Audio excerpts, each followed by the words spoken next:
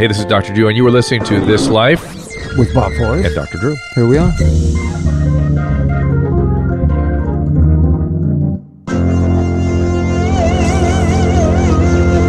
Indeed, here we are, and Bob, 100th show. Pretty big deal, right? Wow. Oh, yes, of course. Unbelievable. Well, give your usual. Why is Bob so low? Bob doesn't sound loud enough to me. Can you hear me?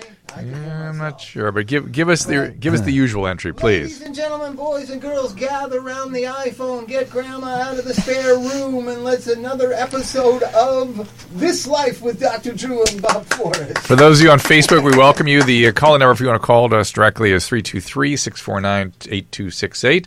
Again, this is the Bob Forrest, hashtag YOULIVE, and we have a very special guest today. Bob, I'm going to let you do the introduction. Wow. Elvis is actually here in a spare room also, so we should. And he would not have survived had it not been for this lady. Aww. Because we weren't. You weren't taken to the breast. Weren't taken to the breast. And so, but the Robertses. So she is known.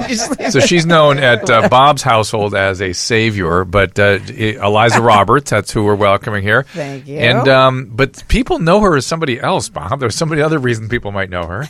The guy sitting next to her. Married to Eric Roberts? Yes, that might have something to do with it. That might have something to do with what people would know. And Eric is here also. Eric, welcome. I'm very proud of that, by the way. Very proud of that.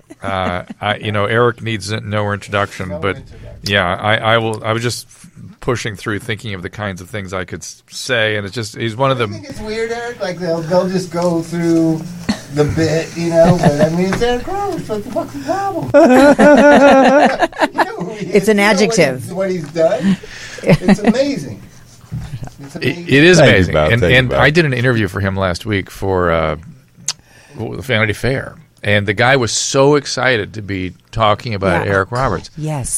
And Sam. he's a huge fan. And I could tell his thing was, I need to get Eric Roberts right in the lexicon of where he needs to be, so people understand exactly what this man does. Oh, nice. Exactly, and it's great that you talked to him. Yeah. That's great. Thank you. I wanted to talk about. But I don't hear Bob for some reason on his mic. But we have another guest. Anybody else having trouble with him? I hear it. Oh, yeah, Bob. I'm going to introduce the other guest as soon as I get Bob's stuff squared. Yeah. Okay, is it working? I hear you in the room, but not quite Exactly, in the ears. not on the mic. Lean up on your mic, Bob. Lean up on I'm your up There on we there. are. We There's go. Okay. Susan told me not to be so close to it, to block for the camera. You don't need to be so close anymore. All right. You don't need to be so close So here's the thing. I had this thing happen to me about a month and a half ago, 2 months ago. This internet kid that kind of works with me, and it's that millennials. Millennials are a real interesting bunch to me, right? So my email is criesandwhispers@hotmail.com. It always has since Hotmail began. Right. And it's my favorite Ingmar Bergman movie. Now, when I was in college, everyone knew who Ingmar Bergman was. Yeah. Most people had seen that film or at least seen Wild He only had Strawberries. one DP his whole movie directorial Right, career, but and I worked with him twice. Yes. Oh, there you go. Go so ahead. you know go what ahead. I'm talking about. Yes. So I come from a world where everyone knows what... They may not know the movie Cries and Whispers, which is my favorite of his because it's so depressing. But they definitely, when somebody asks, why Cries and Whispers, what does that mean? You say, it's an Ingmar Bergman movie. For a decade and a half, everyone went, oh, yeah, they knew who Ingmar Bergman was. Right. They might not know that much about him, but they know what his movies are like. Right. They know. So this kid asked me a couple months ago, and I said, it's an Ingmar Bergman movie. It's one of my favorite movies from when I was a kid. I don't expect that you know who that is or what that is. And he goes, no. And then he goes into the other room at my house office. And Googles it. And he Googles it, Yeah. and he's reading about Ingmar Bergman, right? Yeah. And I walked in, and I said, just because you read Wikipedia doesn't mean you know a fucking thing about Ingmar Bergman. Now, we're about the same age. You grew up in this world, except for on the acting side. With it, in it. You know what I mean? Yeah. In it. Yes. Where Just that- nobody knows anything anymore except for I know. Marvel comic movies. Totally true. Totally true. Doesn't it? How do you deal with that? Well, He puts his head down and works. I was crushed when I learned that a movie generation is only 4 years long. It's not 20 years long like a generation is. It's 4 years long. It's from 8th to 12th grade in high school. That's the movie generation. Is that what the marketers? No, that's what I say. That's what I say. A movie generation is 4 years. So you can imagine how many generations I've been through. Okay, that's interesting. That is an interesting way to look at it. Though. Is that internationally the same, or just here? No, it's my understanding, and it's what I believe. And, it makes perfect sense, right? Yeah. I mean, when I think about seeing lots of films, that was when I saw lots of films. That's when we all saw lots of films. Maybe you're going to college. Everybody see all the important films, and now is everybody seeing... All of us movie geeks, Sid. You are a bit of a movie geek. I am. I'm a sincere movie geek. Yes, we saw everything ever made in our lifetimes. Yeah. But we're unusual, buddy. And, we're unusual. Two things I want to do before I bring Keaton Simons in. Keaton is, of course, the son of these two, and he is a musician. No. I have to correct Eliza's son. I'm a stepfather. I was not sure if that was true or I've been sleeping with his mom since he was a little bitty boy. Well, it feels like your son. Depends on which Wikipedia you're reading. Okay. So they are millennials. Keaton, I want to call you his son because I think it's effectively been that, and you guys are. No, but I'm only saying that because he does have a father I know and appreciate. Exactly. He has a cool dad. And we're all big fan. And Keaton has written and performed with Gnarls Barkley, Snoop, Josh Kelly. He's got a career. He's in Nashville right now. That's why we had to zoom in with him to talk to him. How are you, my friend? I'm so good, man. It's great to see you guys. Hi, Bob. There you go. Howdy, howdy. Hi, buddy. Yeah, I can't recognize you with that John Lennon 1969 hairdo. I just cut the hair. You just got it. But everything's great. I'm in Nashville right now. I'm actually staying at my friend Kelly McGrath's house. Awesome artist. You guys should check her out. We love her. And we're making a record, and we're doing it Nashville style, cutting everything live. It's so great. Like, you guys are going to love this record. Isn't it crazy? All the wild recording rooms in Nashville that have these amazing histories attached to them. Are you in any of those rooms, or have you been in those rooms? Absolutely, yes. I was tracking at Sound Emporium, which has been around forever, and all the records on the walls are just like, whoa. Yeah. You going around to all the clubs, the Bluebird, and going to open mic things? There's amazing stuff goes on down there. I just popped my Bluebird cherry. I just performed for the first time at Bluebird. Oh my God! Good for you, man! Congratulations! Special guest. That's a big deal. Well, I have to frame this Oh, because people don't know that if you're in Nashville, that it's this little restaurant that it's sort of in the round, and it's probably 200 or 300 people maybe, but people crammed in at night, and it's where people go to see the acts. Oh, so well, the cool. songwriters, I didn't know that. These How cool. songwriters. It's where the songwriters go. Yeah. So I was down there in the late 80s, I think, and you would go there and somebody say, "Get up and play a song," and then you're like looking at Guy Clark is standing there. You're like, "I don't think so." Yeah, very talented if he's people. Growing up, I don't think so. Your answer has to be yes to that kind of thing. Keaton, is there a website people can go to look for your stuff? You can go to KeatonSimons.com, but you can also find me on Facebook, Keaton Simons Music, and on Instagram and Twitter and stuff. It's just at Keaton Simons. Yeah, all right. KeatonSimons. Right, Keaton Simon, and we saw Keaton back on Celebrity Rehab way back, and you've grown up since then. That's what the best. That's sort of what it seems like to me. So good for you, man. Yeah. Do I look more grown up because I have short hair?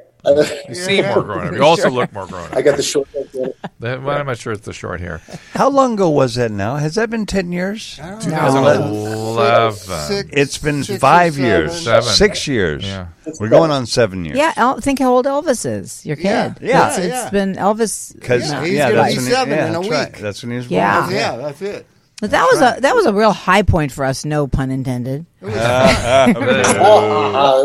It was so cool, especially the involvement here with Keaton and the music. Keaton was and that was great. all. Very what's weird is so we got all that negative attention for all the sad stories that happened, but I kept saying you don't know. There's a bunch of happy stories too, but America doesn't like happy. They only stories. write about the planes that crash. That's it. You never hear about all the flights that arrive safely. Really bad news. The news is bad news. No, let me then tell you guys that it's been such an incredible life-changing experience. That was one of the most important, most incredible growth experiences of my life. And to do something like that, to do something that real in a context like that, to me was something.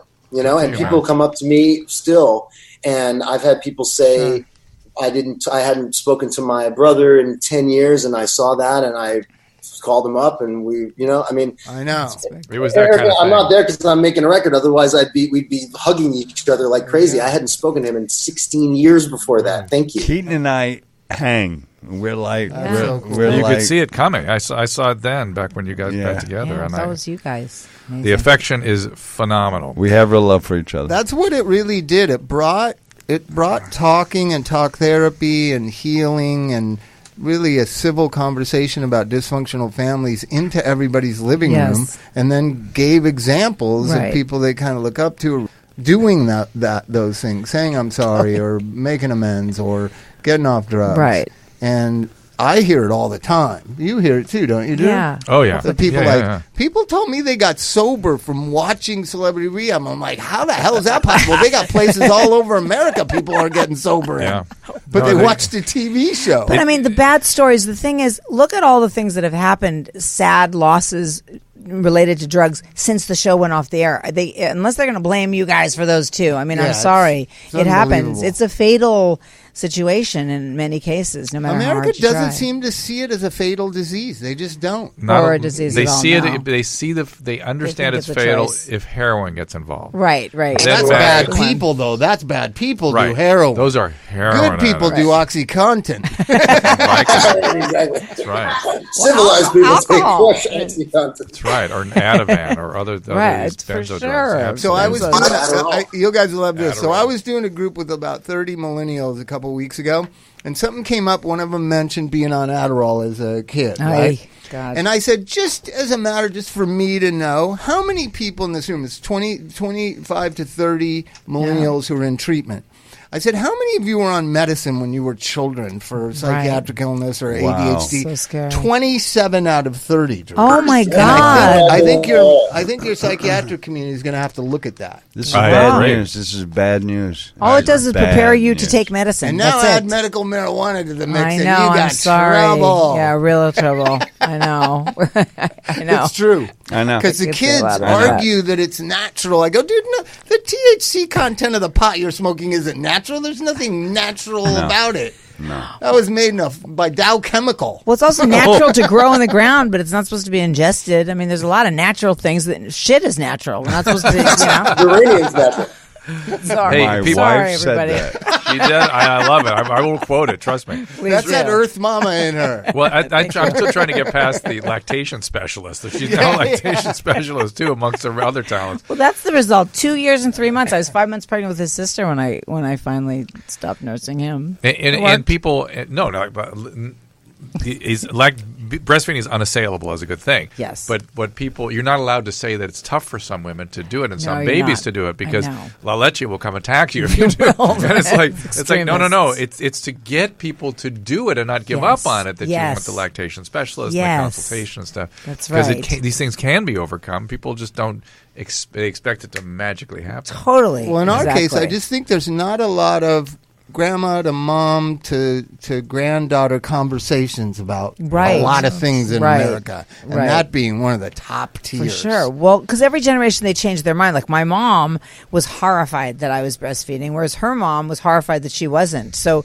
unfortunately, you don't get your mom because they change their mind. It's a strange, right? Just intergenerational transmission of all sorts of things is as you live, as I have lived longer, it becomes more and more distressing. Yes. And important. Yes. And I think It's important. in modern history, maybe more than ever before, because of all Yeah. these shifts in technology and ideas and things and Yep. ideologies, and people get caught up in these things. Yeah, totally. And it's look, Totally. this is not meant to be any kind of, in any way, a spiritual religious statement, but just say, look at the ancient books and things. They pretty much had it kind of down, most of the basics. Yeah. they kind of had it figured out. Yeah. Just kind of work from that. I always say things are getting better and worse all at the same time, and it depends on where you interesting. focus. Because Yeah. now I have Sydney, a 1 year old, and my partner nurses her all the time. Nursed her at the LA County Fair, just sitting on a bench. Yep. No Nobody problem. said a word. As Yeah. well no she should. covering up with Of course something you not. buy at Walmart or Right. Babies and Beyond. Right. Just anywhere we've gone, Hollywood Bowl, Right. Everywhere we've gone, no one has ever said a word. Tell him your story. I will, but let But you understand what I'm saying? Yeah. Whereas 7 years ago, people did say things. Oh, they did. Well, It's weird. But then how the flip evolve. side of that nursing in public is that people are also pretty much nude all the time. I mean, now you have young girls showing up on red carpets with no clothes on. Yeah. So I mean, and Exactly. I'm not sure. So nudity is a double standard has of all become time. Right. a Totally standard. Insane. Totally insane. It's Or vulgar. I'll never understand. No. Violence is not vulgar, but language is vulgar. What right. are I you know. talking about? Yeah. Exactly. Double Vulgar. standard. It's crazy. Exactly. So things are evolving and devolving all the time. I was with a friend at Barbara Streisand's concert, and he was with his. In our socio-technological adolescence. Sorry, guys. I'm on a delay, so I'm messing it up. Okay.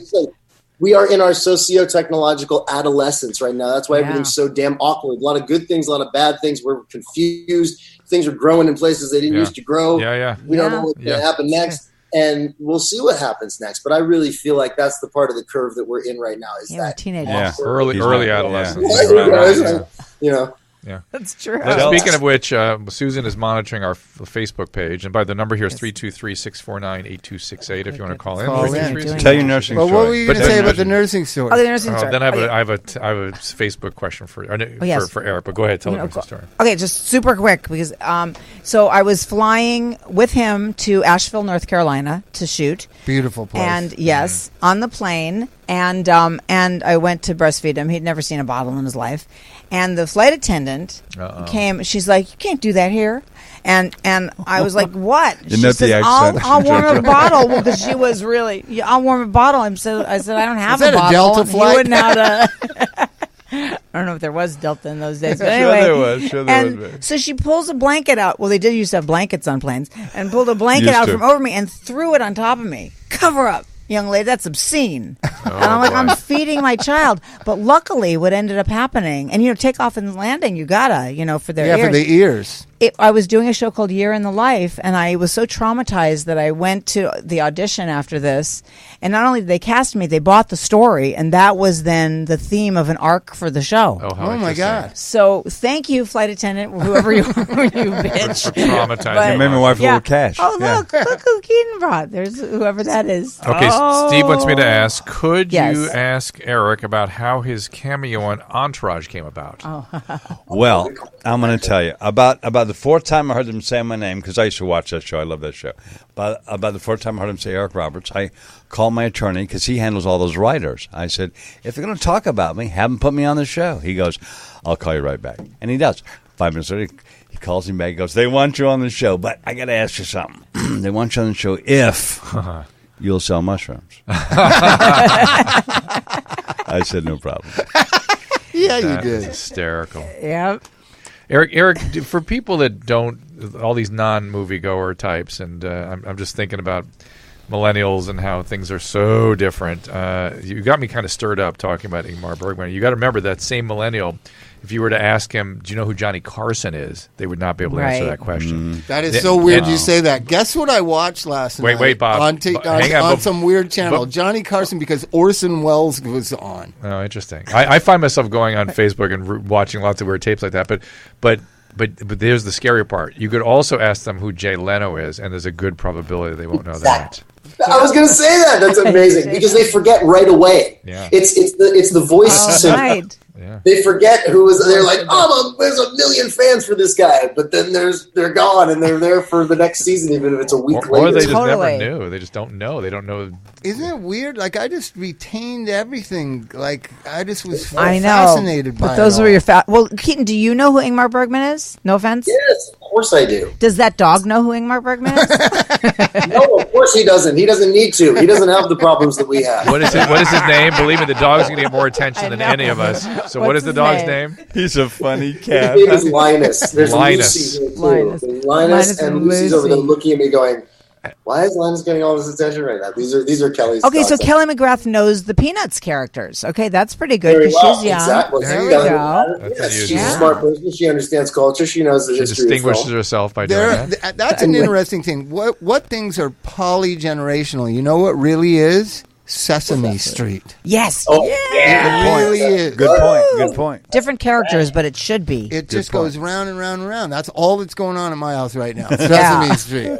Good. 24/7. That's a good testimonial to you as a dad. Yeah. Yeah. Great education. One of my life was like character on Sesame Street. Like literally, I thought my dad was Guy Smiley. Yeah. I thought my grandpa was Bob. I just had no. There was He no. thought his sister was Prairie Dawn, and I call her Prairie now. It was Prairie Dawn. Yeah, it's just, Prairie but that was Dawn. pre-Elmo. They're new characters always. No, but you there's- get but the it's- you get the original '70s versions. Yes, They're that's on right. the Oh, HBO. yeah. Bought them all. Yeah. That's right, and there's even That's video one games. great thing about corporate America. HBO bought all Sesame Street. You can watch it for free anytime. That's pretty cool. Yeah. The Disney That's Sesame adolescence. Street thing. Some good was- stuff. Huh? Yeah. Just a little weird.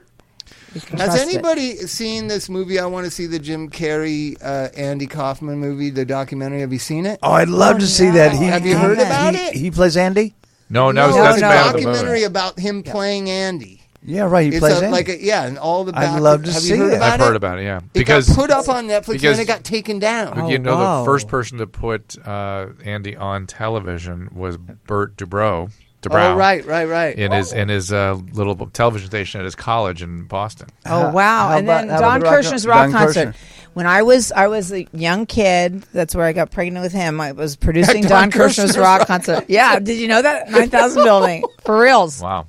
And suddenly David Yarnell said maybe we should have comics. They'll have to be unknowns because who's going to do our show, right? And I'm like, yeah, okay. And he brings in a few guys.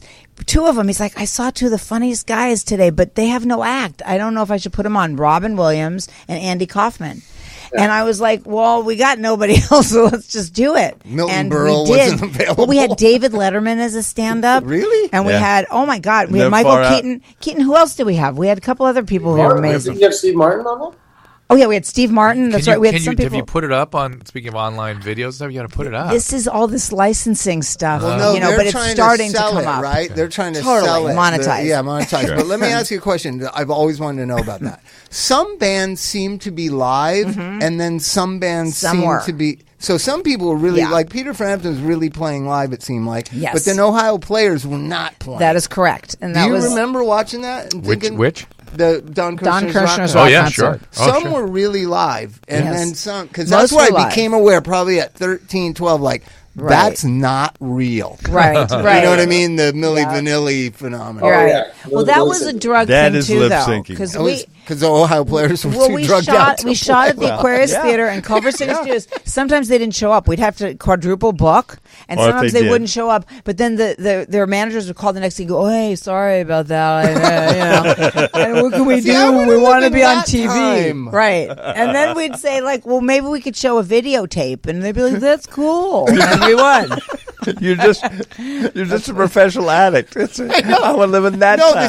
well, we always talk about the I loved the 70s. I was like, 15 in 1976. It was the Right, greatest right. time to Have me. you watched Drew's a little older and hated it. Did you watch The Deuce? Have you watched The Deuce yet? Watch No, I gotta watch it. I gotta Deuce. watch it. That is what I hate about it right there. That's everything that I felt at the time. But let's take. I was living in Palm Springs. It was kind of nice. I understand that. That's my point. Let's take a call here. I can't really understand what the question is, but Kolut, is that your name? Yeah, it's an Arabic name, so it's a bit tough. Okay. Beautiful name. Welcome to the program. What can I do for you? I was wondering if you watched Doug Stanhope's special 2 years ago, Doug Stanhope special. where he talked about you. Oh, yeah. Yeah, Doug, you should know that I'm writing the foreword to his new book, and Doug and I have a new life together. So don't necessarily put too much into that particular video, but I will tell you that when he called me to write the preface to his book, I thought I was being punked. And he wrote about that in the book, that whole experience of. But we had a lot of healing, he and I, before that. Anyway, so But can I add my good. two? I love Doug Stanhope, and you're gonna have to read the book and read my foreword to understand how I reconcile all these things about my friend Doug Stanhope. So But when that was going on, I just felt like there's something up with him. You know what I mean? When somebody's so affected by somebody else's decisions or choices in life. Right. And this feeds into 45, which we are not going to talk about. But right. Why that archetype or that what that person does bothers the person so much. For him, we actually did a podcast together. If you go to drdrew.com, it's an old podcast, an old Dr. Drew podcast. He came out from Arizona and sat with me.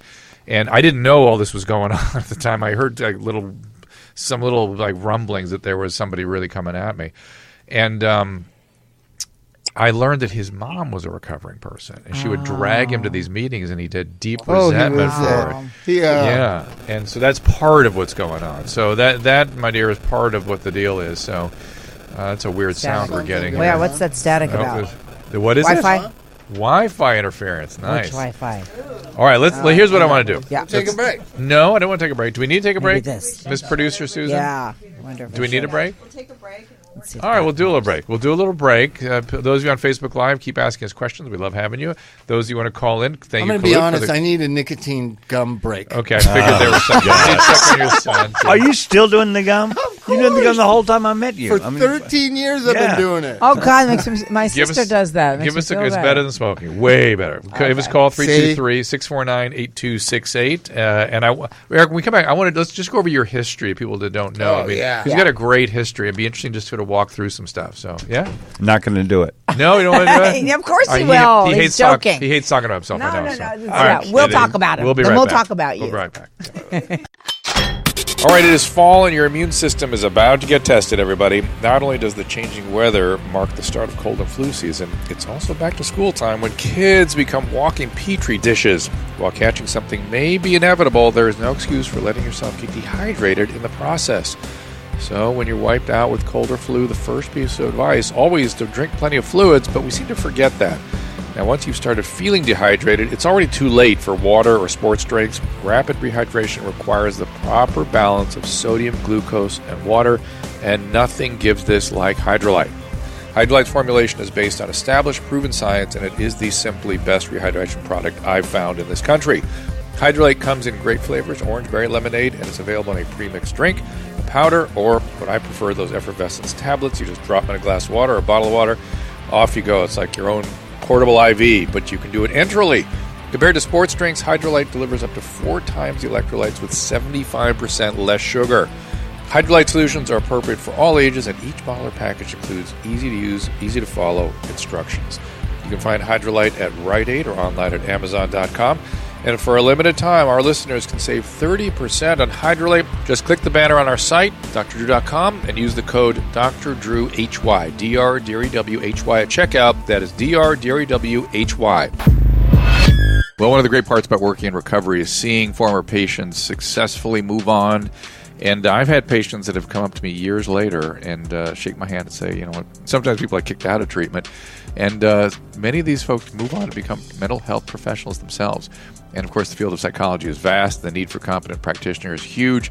If you're considering this rewarding career, I urge you to consider the California School of Professional Psychology at Alliant University. Now, I've known them for a long time at Alliant University. I've spoken at their past events. It was founded in 1969. It's boasts an alumni network of nearly 50,000 people worldwide.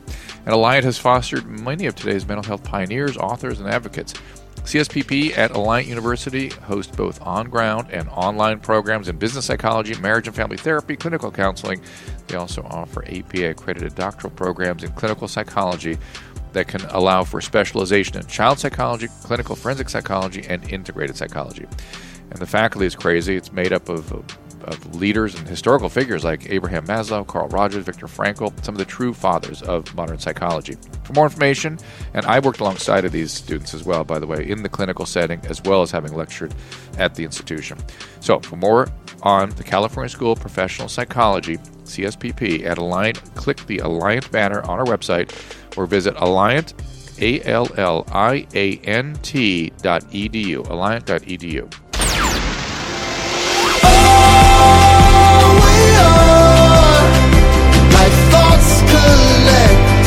Under stars, and all we are, moving right back to the start. If you could find us, if you could find us, Keaton Simons. I want to comment really quickly about that commercial I read from Alliant. When I said the faculty is crazy, I don't mean they're crazy. I mean it's a crazy good faculty. I mean they're insane. I mean they're crazy important people have worked at that facility, at that organization. They're slashing prices.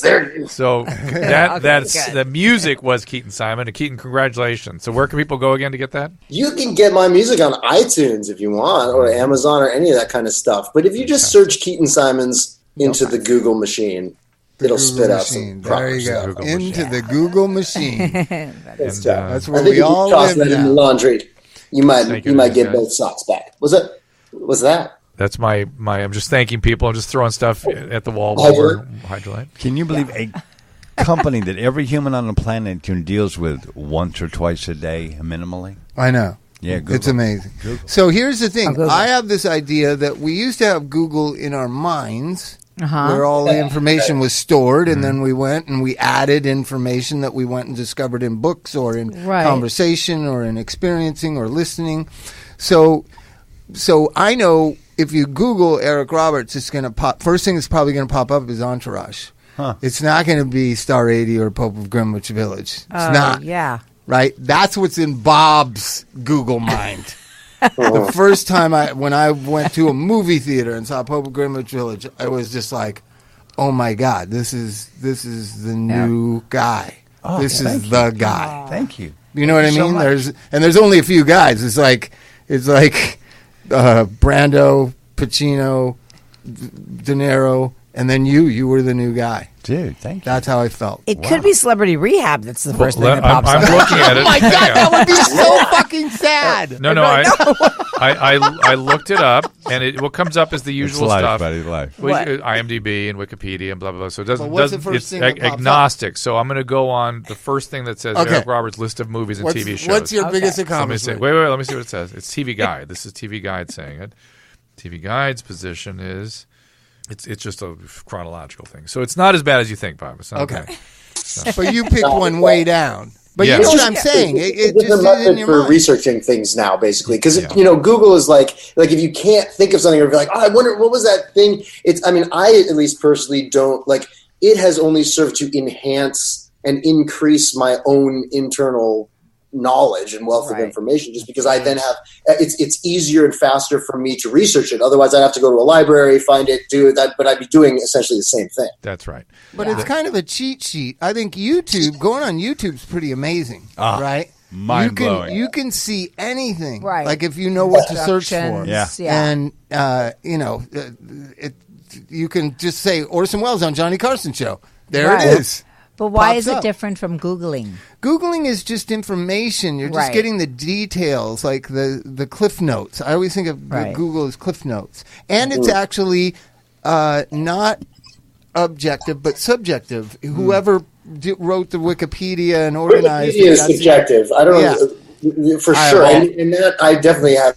That's one of the funniest things in the world to me. When I found out that Wikipedia is just because it had a bunch of shit of mine wrong and everything. Yeah, It's so funny. me too. How does this? Why does this exist? There's people throw stuff and on Google's there. just taking over the world. I have lots of That's misinformation on all those sites. Well, let's go Like- over your history. Yeah, How did you go let's from straighten it movie wonk to star? Well, I was at a very bad drama school in New York, and the one you were thrown out of? yeah, the one I was trying to- That's why it's bad. Did you know? So you knew you wanted to act early on. We need justice for Eric. It was Yeah. horrible what But- happened to him there. I was seen by a woman there named Marion Doherty, who was the casting director of all time. I saw a documentary all on the her big or Isn't that something. great? Yeah. She saw me, asked me to come to her office, so I did. And I got to her office, and I met Julia Taylor, who casts all the Woody Allen movies, all the big movies she Yes, casts. that's where I now. saw her.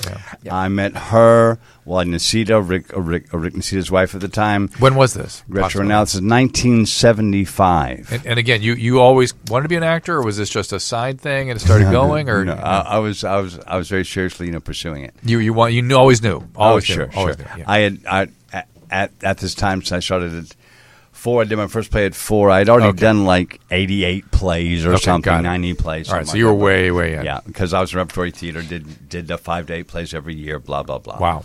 So that was my life. And then she brings me in for this TV TV movie that I did not get. But they introduced me to my manager, who also handled at the time Chris Walken, Sissy Spacek, Tom Berenger, Tom Hulse. So he saw it. How did you get that manager?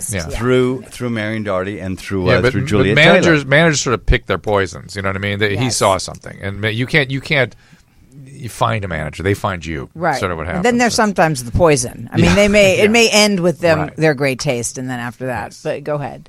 Well, he got me on an audition, for my first movie, and then after 5 more auditions, Frank Pearson told Dino De Laurentiis, "Here's a boy I want." He said, "But he's unknown."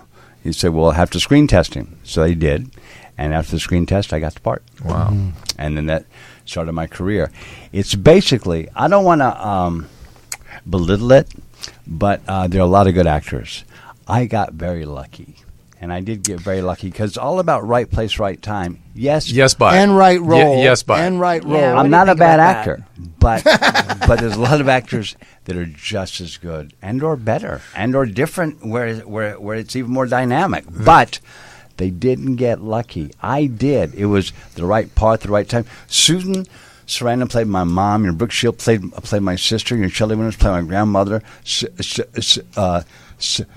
Sterling Hayden played my grandfather. I mean, it was an amazing cast. That is amazing. I was a rookie, and I was nervous every day, but I was in heaven. I bet. Yeah. What do you think about luck? Well, I was thinking the way he described his luck, you could say that about any field, any profession, any good fortune, any business endeavor, which is.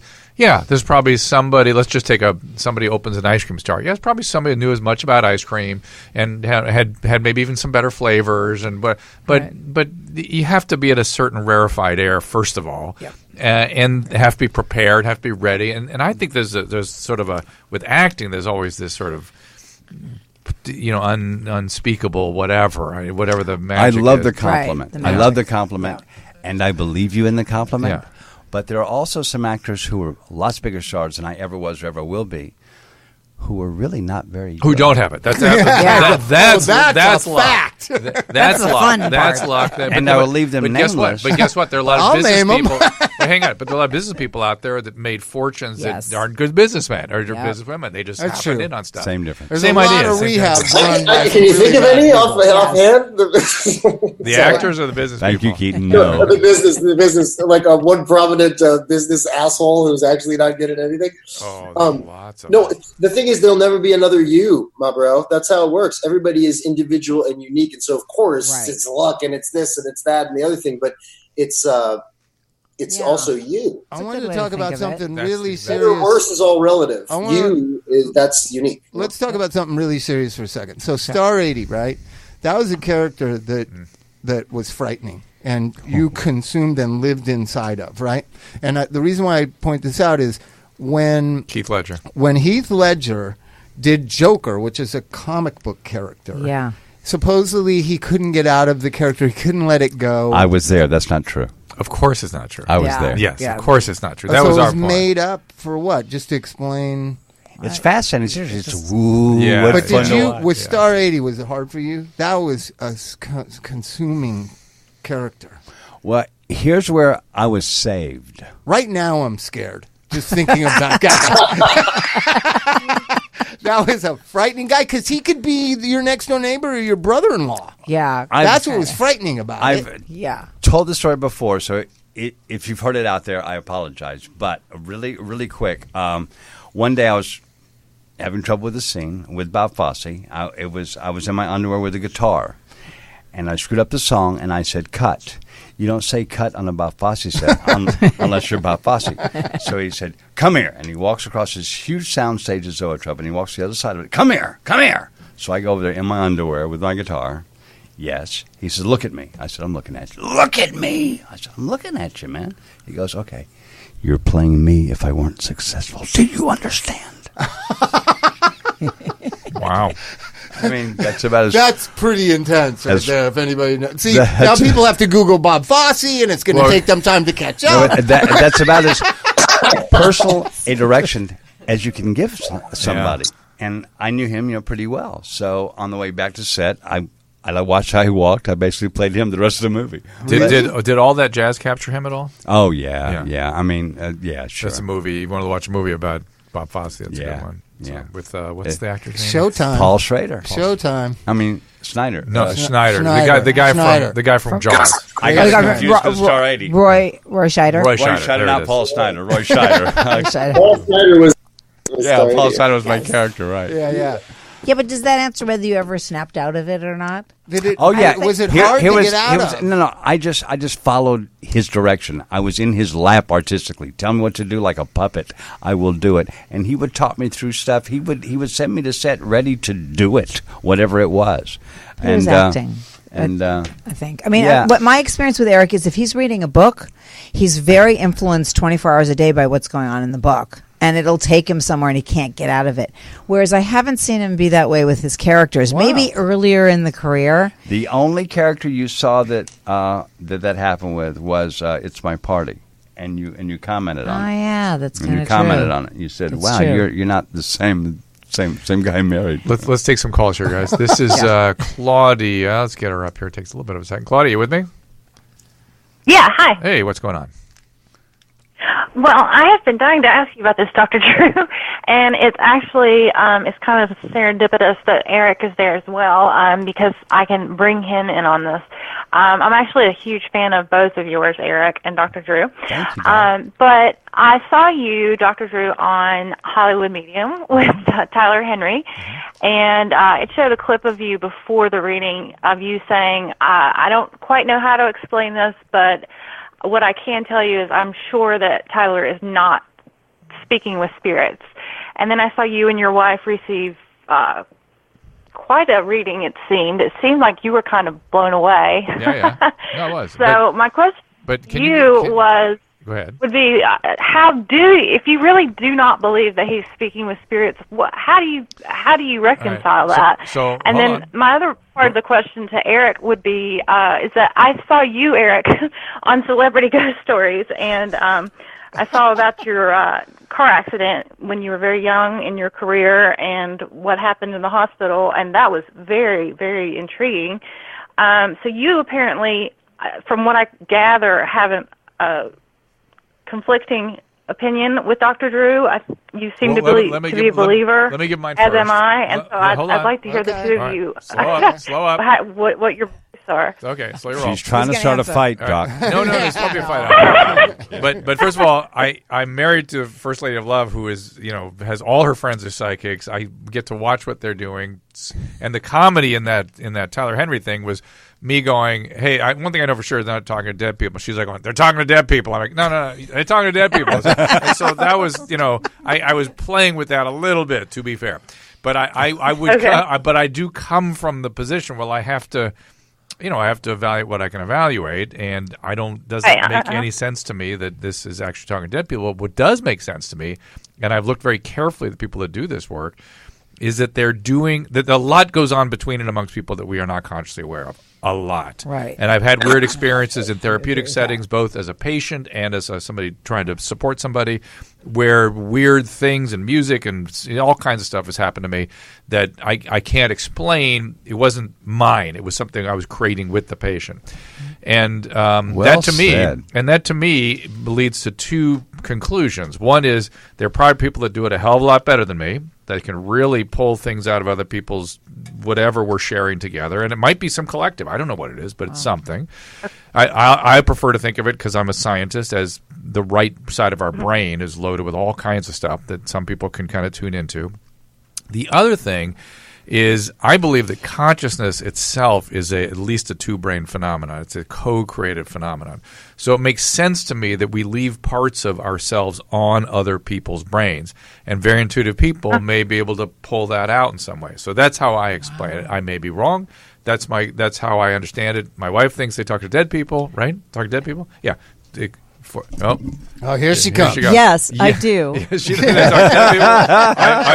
I am open-minded enough to be proven wrong in any way possible. In the meantime, I temporality and time are different things. Maybe I don't know. There's all kinds of things that our brains can't explain. This brain was developed on the savannas to help us, run and kill Cheetahs. buffalo. Right. And so, of course, there are things we're not aware of with using this instrument. But, Eric, go ahead. Sure. What do you think? I do not disagree with you about a thing that you've said. No. But I also think this vessel runs on energy. It's been proven scientifically you cannot kill energy. You can only disperse it. So the energy goes somewhere. So it doesn't die with the vessel. So that's what I believe. I don't know where it goes or what it does, but I'm open to all the possibilities. Right. Yeah. So more to be revealed, Claudia, but thanks for the question. You satisfied? I think so. Well, I everything that you said, I completely agree with. I think I'm totally on board with that. But it seems odd to me that you can be okay with that, but not with a medium connecting with a spirit that has passed from this realm. I am not okay with it. I'm saying that I can't. I'm a scientist. I can't make sense of that. But if somebody can prove it to me, There's a scientist. What is this guy's name? He's actually a biologist. He's kind of a super controversial guy. But Google. Google. Go ahead. I can't remember his name right now. Aging brain. But listen, I'm open minded, my dear. It just doesn't make good sense to me yet, and we'll see. I mean, somebody one day. Here's another way. happened Let with me tell you a something. way I see it. Yeah. So there are certain people, especially Keaton can understand this, that are in touch with the ideas world, is how David Lynch talks about it. Right. He got a vision of a girl who's killed drowning in her lake. Right. Right, and then he spent most of his life trying to figure out what that idea was, right? Which is Twin Peaks. Yeah. Bob Dylan claims he doesn't know who wrote "Blowin' in the Wind." Oh, wow. Right? They just come from some other Right, world. Some channeling. people are Like you. attuned to that But then recovery, some people completely feel like it's coming from outside. Yeah. in. So Oh, we as really? humans. So No, I haven't people heard are that. in tune for the arts in ways that normal people are not. Right. And I believe I believe this Tyler Henry. I watch him. He's pretty mind blowing. Yeah, you're doing Some it, of by the it way. is just stage TV and phony, and I can tell. Yeah. But some of it is mind blowingly real. Yeah. Right. And I think he's just one that can get in tune with that other thing. Well, I've been he asked does- to do his show. You should do it. You should he do does it. this. Yeah, he yeah, does this frontal releasing thing. He does this thing with his hand like this, which means he's frontal? he's releasing his left frontal lobe, so the right frontal lobe, sort of the right side, was released, so he can just be in that part of his brain. Oh, really? Plus, he's really cool And- and cool. And And he I like He's in the sweats. bash. He sweats like a maniac. He sweats, does he really? He sweat Oh, that's through our kinda- furniture, which to me means his body You is believe in It's him. working. no, his body's engaged in Oh, some way, wow, and that's part of the interesting. right brain stuff. So I've Metabolism and it's that's- autonomic. His autonomic metabolism. nervous system is turned on, quite literally. Wow. Not his. FYI, Alec Baldwin is a big sweater, too. Yeah, and nobody's ever accused him of being an He's intuitive. He's working hard. Here, Internally we have working another, hard. We have another Facebook page. He's for a you great guys. guy, by the Okay. way. When it comes, I'm sure Alec thanks you for that. when it comes to Gee, thanks, Eric. It meant to be when it you mentioned me comes, once in an interview, and this is what you say. Four suits every Great scene. sweaters of our time. My only question about ghosts, and I'm not talking about communicating with a consciousness that exists outside of our physical consciousness. My only question is, are the clothes ghosts too? So I'm wearing shorts and a Yeah, I t-shirt. wonder And that my shorts are also a ghost. yeah, I know. I wonder that too. Yeah, Sorry, why am guys. I not That doesn't naked? make any sense. Why am I not naked? It's a good one. Go ahead, Drew. All right, here's a Facebook post. When it comes to affected family members, the entourage surrounding someone struggling with addiction, have you heard of CRAFT method, which pertains to family behavior modification? It's been featured in HBO. Huge. Well, it happens organically anyways. I know about that a little bit. Yeah, a little bit myself too. So there's a thing called the identifiable patient. Right. And when that person decides to get well, the dysfunction kind of either eats on itself or they put somebody else in the identifiable patient. I've seen it 1,000 times. Right. I saw it in my own family where I was always the black sheep. Right. You know, always. Right. Oh, Bobby, they used to say. Oh, Bobby. Now I say it.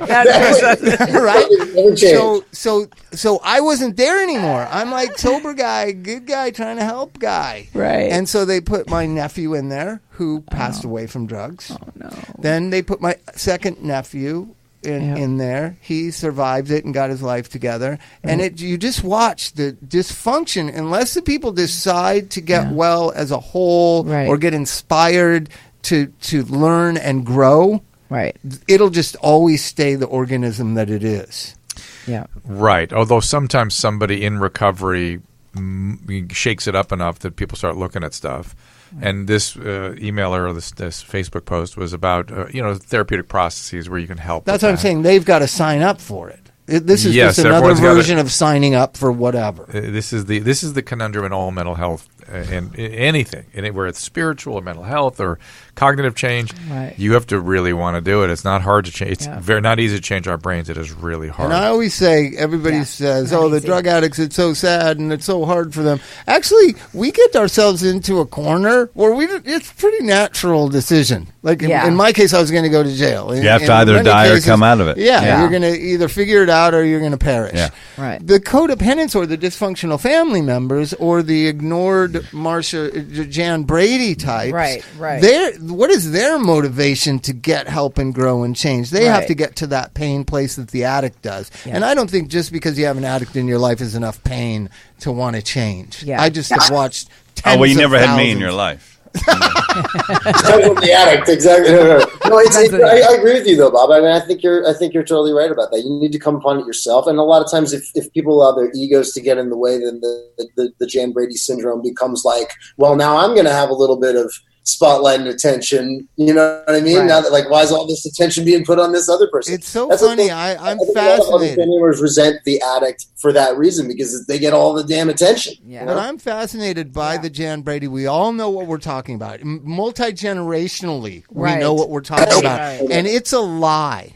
Yeah. Jan was a whiny baby, self-pitying. That's why she was repulsive. And Marsha when you was said just so Marsha, nice Marsha, to Marsha. everybody. Marsha was so nice to everybody, and she was great. It wasn't because she was more pretty. attractive. It was because she was a nice person, and Jan was a self-pitying person. Exactly That's right. why there's the Jan Brady phenomenon. And that's probably why there's Maureen's book, too, right? Just to You set know what us I'm straight. saying? Yes. Yeah, Think that's the of the Jan Brady thing is character. the one. Think of the psychopathology of the characters. in the In Brady the Bunch. Brady Bunch, Oh, right. it was profound. Right. And it was all glossed over as idealized. Yeah. Yeah. Okay. Yeah. Well, Oh, at no. least it was out there, and we could all observe it and take it for what we would thought. Well, there was another dynamic there because Chris Knight came to me one day. Keaton was a little boy. They're little kids. They're very good friends. Oh, okay. Yeah. Well, Chris came. He's like, I'm Peter Brady, so I'm never going to act again. So I got to do something. How about casting? And he became my $50 a week intern in our house where we're casting. We discovered Keanu Reeves, who auditioned on a Cookie Monster chair in my daughter's room with Keaton's racing car bed. My race car bed and the Cookie Yeah, Monster and he remembers it. Casey Wow. Reeves was his name at the time. But Chris was, and the thing that would happen is people would come into audition and they were completely, I make everybody calm. I want them to, no nerves. We work on that. And they were terrified. They're like, I'm auditioning for Peter Brady. Lamb chops and applesauce. What was it? Pork chops and applesauce. They were so much so that the network, it was a big conundrum. What should we do about Peter Brady being at the thing? Because he's so famous. But he told us makes things everybody about nervous. An icon. Florence. An icon who can't find a job. Right, exactly. There you go. Florence's kids were very threatened by the Brady kids because their mom was their mom and spent all that time there. There was a lot going on every level. It was mind blowing because situation. I knew that the father of Florence Henderson's character had died, right? Right. But what happened to the mother of the dad? They never even explained it. I'm kind of a Brady Bunch fanatic. Obviously. Yeah, Kristen. I don't know. And Keaton, do you know Partridge the answer Family. to that? And Partridge I don't know what it is. Family. I didn't know that the Florence. You know what? It's so funny because as a kid, I watched it, I guess only in reruns, but it was. I never even wondered what happened to the natural biological. Well, because you grew up in Right, Hollywood of where there's course. 5 marriages in a Never row. thought about it. Maybe they did like soap operas when they want to get rid of a storyline on soap opera. Like there was one recently, a friend of ours, where she just went upstairs to wash her hair, and you never saw her again. Nobody mentioned her. They were just done with that storyline. It's like it happened to that's on what's her name? We had one patient that happened to her. She was on the Cosbys for a minute, and she went upstairs one day and didn't come down. Oh yeah. But let me explain the craft program just to get back to that. Yeah, craft. Sorry.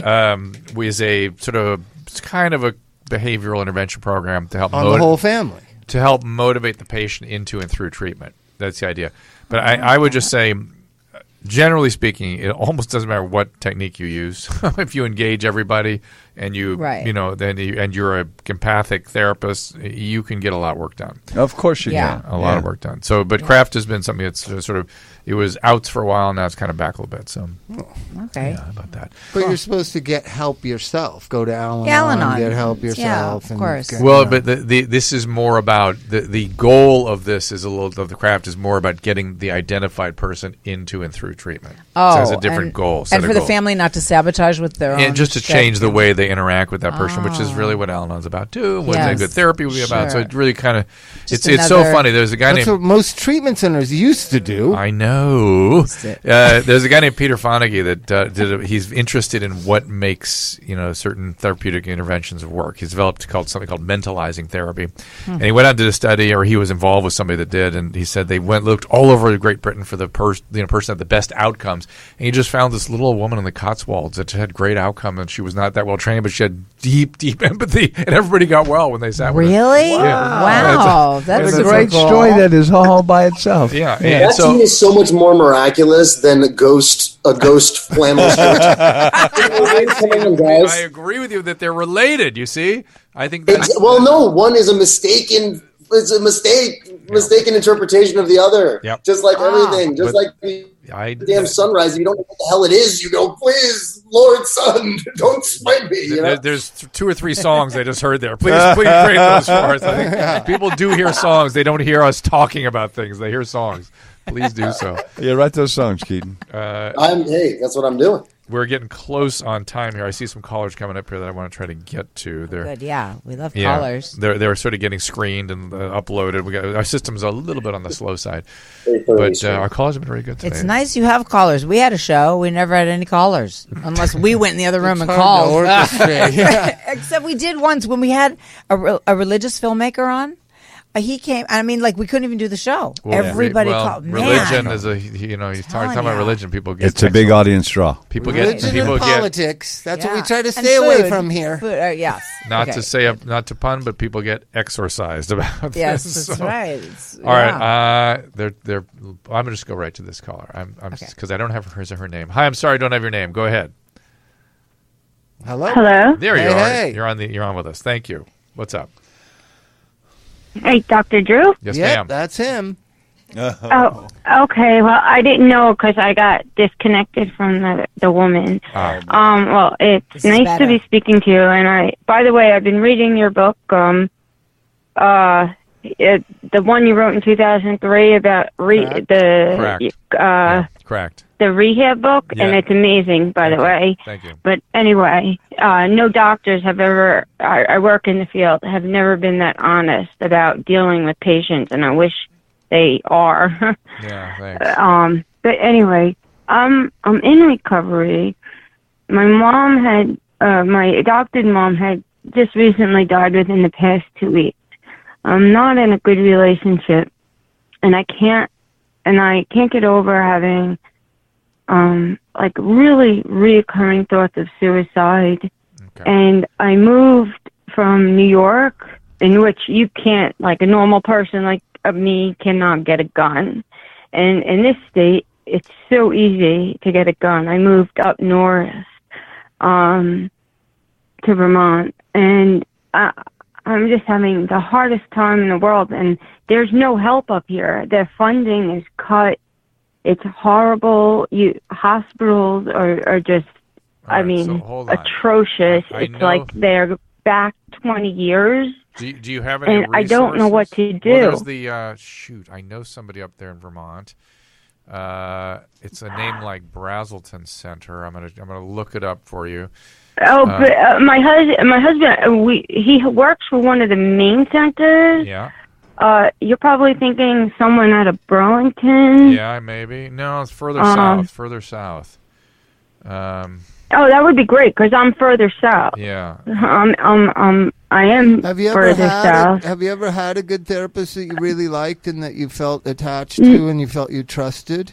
In New York, I did, but not since I moved up here. And it's really hard because my husband's a therapist up here, and it's so small. I mean, the population isn't even 700,000 people. I mean, can you imagine? How about connecting with other adoptees? Because maybe some of these issues, you said that you made a point of saying that you're It's not about adoptees. It's really about, it's not about being adopted. I've dealt with that. It's good. It's really, like stuff. Bob was just saying about black sheep of his family. Right. You know, my mom died. I got there right in time. They know she took a turn for the worse, and they didn't even call me. Oh. I happened to just call in time and made it within like a half an hour down to New York during travel. And, you know, once you hit Hartford, Dr. you went to Amherst, but that was years and years ago. Well, but listen, once you hit Hartford, it sucks. The traffic sucks, but everything just sucks right now, and I don't have any hope. There's nothing to hold on to. You're in recovery. Especially since my relationship's in the shitter. Okay, so hold on a second.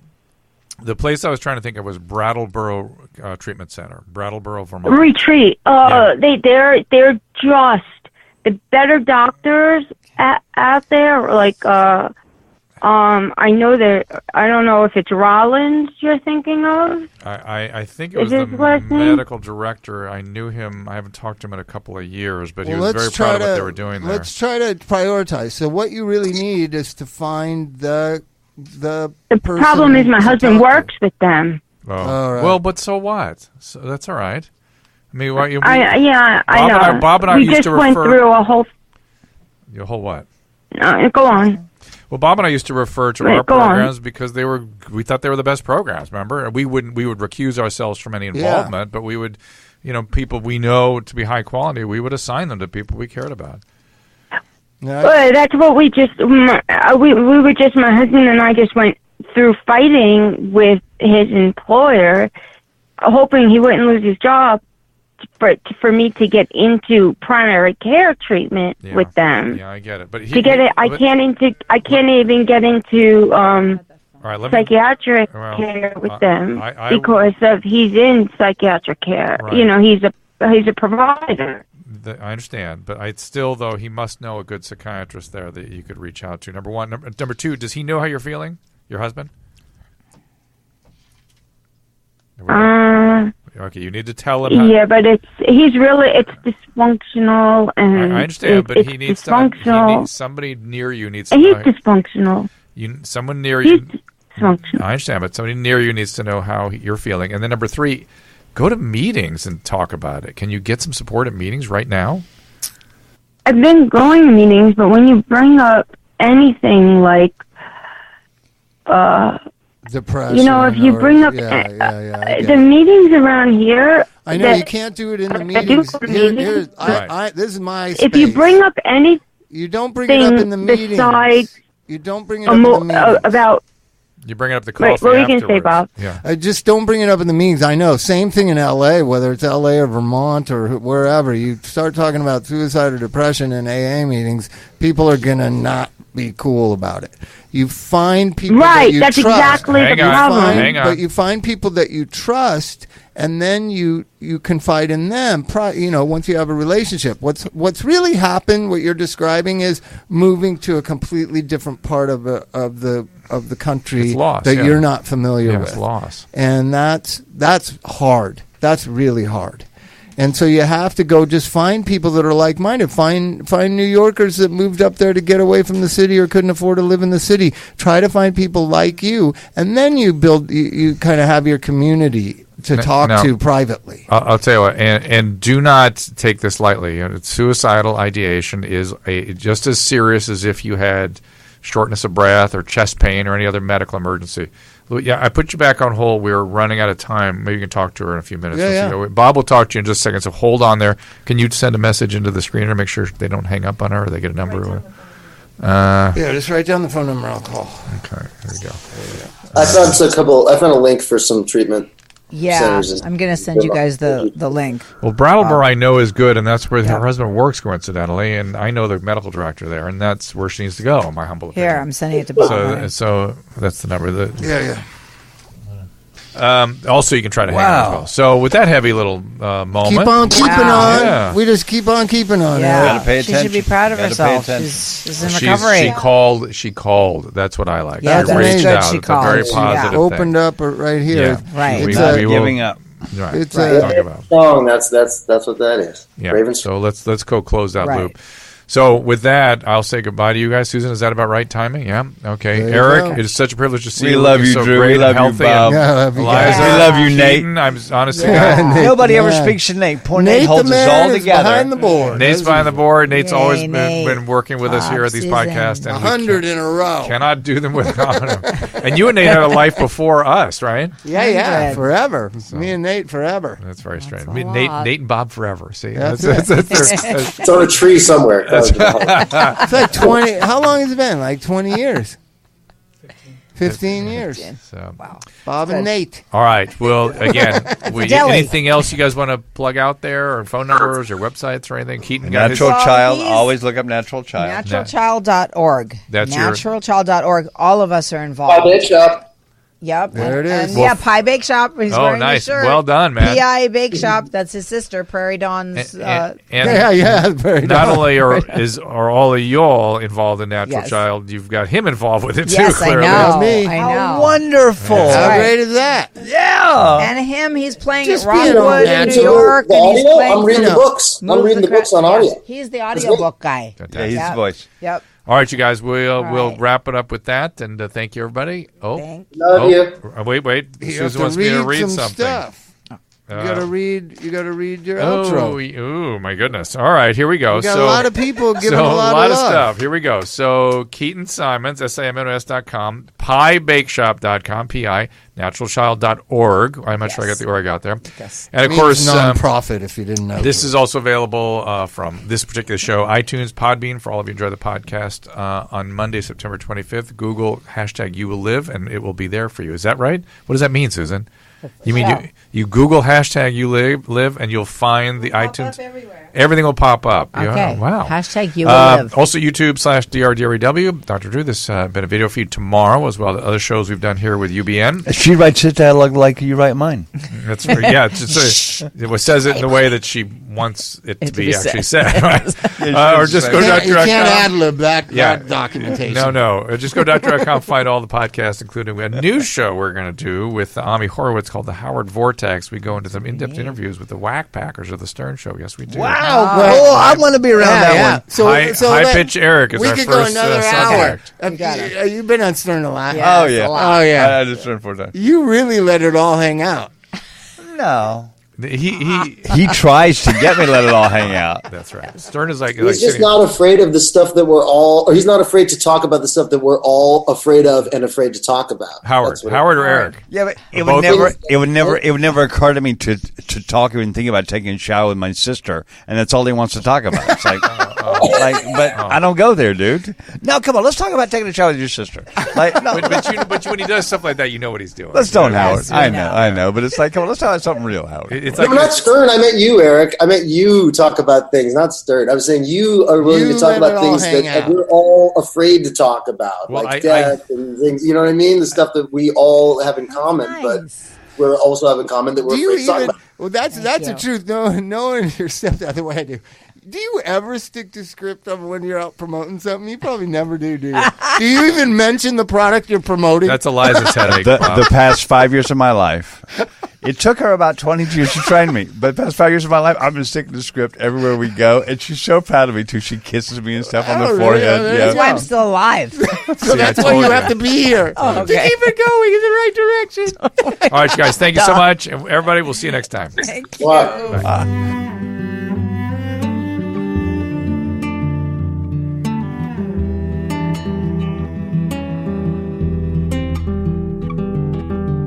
I'll be home again before you know it.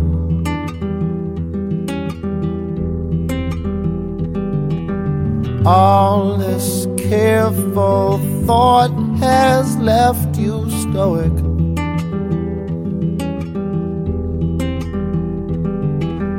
I'll be leaving. I believe it's snowing on the East Coast. I'll be going, but I heard that it's snowing out in Malibu. Babe, can you believe it's snowing out in Malibu?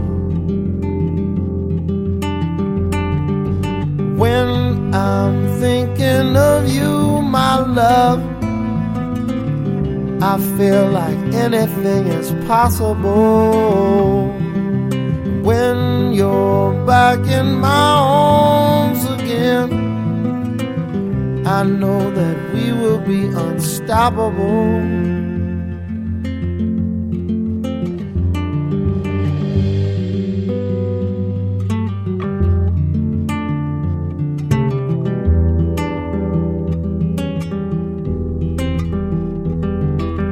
Must be hard to be with me sometimes.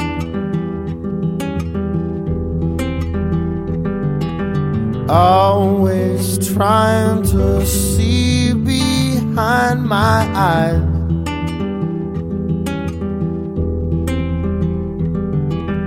I'll be leaving.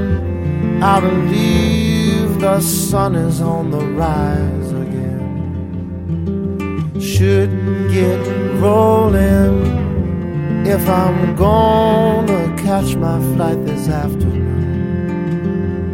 You know I really should be on that flight this afternoon. When I'm thinking of you, my love, I feel like anything is possible.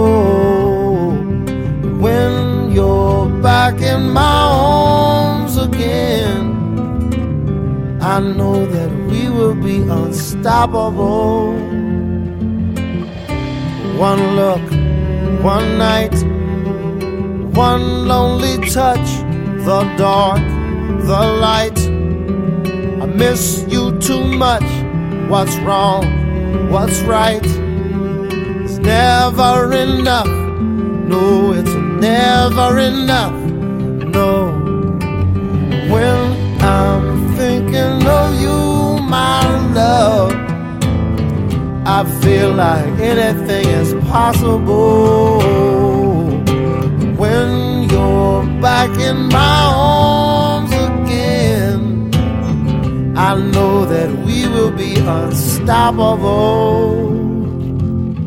You know that we will be unstoppable.